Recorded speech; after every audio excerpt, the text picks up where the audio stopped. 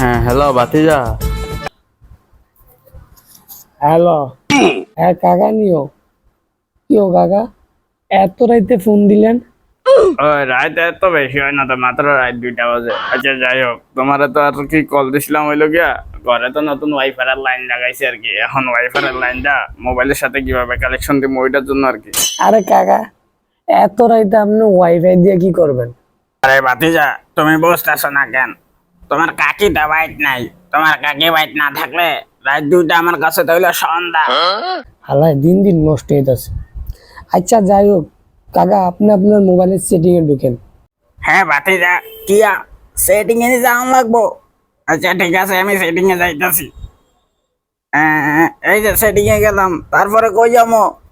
এবার উপর দিকে তাকান। এখন আপনি কি দেখতেছেন? উপরে তো ফ্যান সানা দেখতাছি আর কি। ওই ফ্যানের সাথে ঝুলিয়া যান।